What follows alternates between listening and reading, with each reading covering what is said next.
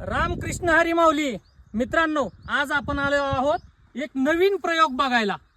शेतकऱ्याच्या हातून शेतकऱ्याचं सोनं बघायला कसं डौलानं डोलतंय. आज फिरत फिरत आपल्या शेतकऱ्यानं एक डोंगर माळरानावरती एक बाग फुलवली. मी जाता जाता बघितलं, हे बघा कसली बाग फुलवली. पूर्ण माळरानावरती शेतकऱ्यानं काय पिकवलंय? सोनं पिकवलंय. बर का, सगळं कौतुक दाखवावं लागतंय. आपल्या शेतकऱ्याच्या पोरानं रात्रंदिवस झटून डोळे फोडून जे केलेलं असतं ना, दाखवायचं. हो, काय होतं माहिती का, एकाचं बघून एक आपला शेतकरी पुढे जातोय. तर आपण ज्या शेतात आलोय, ज्या शेतकऱ्यांनी कष्ट केलंय, ते शेतकरी आज आपल्या सोबत आहेत. त्यांनी हे कसं केलंय, काय केलंय, त्यांचं नाव आहे सिद्धरामप्पा धमुरे.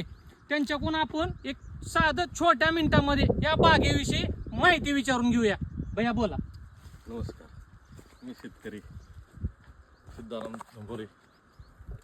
आणि हे आत्ताच गणेश भाऊ आत्ता माझ्याकडे आले आणि म्हणले की तुम्ही डाळिंब कशा पद्धतीनं पिकवलात आणि कशा पद्धतीनं काम केलात, त्या थोडीशी माहिती द्या.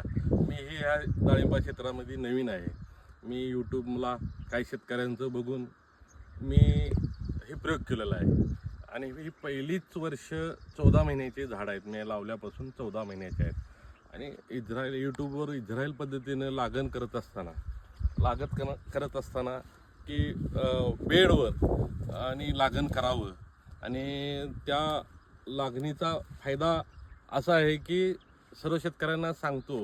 मी खूप काय असं का तज्ज्ञ नाही आहे. आणि त्याच्यात एक प्रयोग करत करत मी JCPनं बेड करून ते मर, निमॅटोड आणि पाणी धरून, हे जे पाणी काटेरी वनस्पती आहे आणि त्या काटेरी वनस्पतीला कशा पद्धतीनं आपण जपलं पाहिजे, ह्या पद्धतीनं मी प्रयोग केला आहे. आणि ह्या 14 महिन्यात अशा पद्धतीनं डाळिंब लागलेलं आहे. एका झाडाला 10-15 किलो असं पहिल्या वर्षीच निघतील आणि साधारण 20 ते 25 टन माल निघेल. आणि सर्व शेतकऱ्यांना मी आव्हान करतो की आपणही काही शेतकऱ्यांचं बघून आणि आपण हे प्रयोग करावं. तूर, गहू ह्या पद्धतीनं करत असताना हे एखादं एकर 1.5 एकर करून नक्कीच येणाऱ्या काळात भविष्यात डाळिंबाला चांगला मार्केट आहे. 100, 125, 150, 200 नशिबानं काय लागते, 100च्या तर खाली रेट येणार नाही.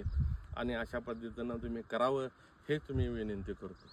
तर बघा मित्रांनो, एकदम छोट्या शब्दामध्ये त्यांनी सांगितलंय की आपल्या शेतकऱ्यांनी हे जे पारंपरिक पीक घेतात, हे पारंपरिक पीक न घेता साधारण 1-1.5 एकर वरती असा नवीन काहीतरी प्रयोग करावा. एक तर सध्या निसर्गानं आपल्याला शेतकऱ्यांना पाऊस नाही. प्रत्येक वेळी मोसमामध्ये आपल्याला सर्व गोष्टींची कमतरता आहे. तरी शेतकरी डेअरिंग करून हे असं आपल्या शेतामध्ये सोनं पिकवत आहे. तरी माझं सर्व आपल्या शेतकऱ्यांच्या पोरांना एकच सांगणं आहे, पारंपरिक करण्यापेक्षा थोडंसं 1/2 एकर, 1 एकर असा नवीन काहीतरी प्रयोग करून बघा. जसं की आपल्याला आत्ता यांनी सांगितलं, धमुरे साहेबांनी, की यांनी छोट्याशा ह्याच्यामध्ये जास्त कमी खर्चामध्ये हे कसं पिकवलंय बघा. एका झाडाला किती फळ आहे बघा. हो का.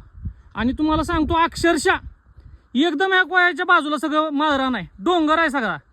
डोंगरात यांनी ही बाग पिकवली. आपल्याला काय नाही हो, आपल्या एखाद्या शेतकऱ्याने इथं जर काही केलं ना, आपलं फक्त एकच आहे की आपला शेतकरी राजा मोठा व्हावा. म्हणून सांगतोय, एकदा मी यांचा नंबर पण मेन्शन करतोय. तुम्हाला जर कोणाला अडचण पडली, काय यातलं विचारायचं असेल तर अवश्य यांना एकदा नक्की कॉल करा. वाटलं तर ह्यांच्या फार्मला भेटही देऊ शकता. नमस्कार मित्रांनो.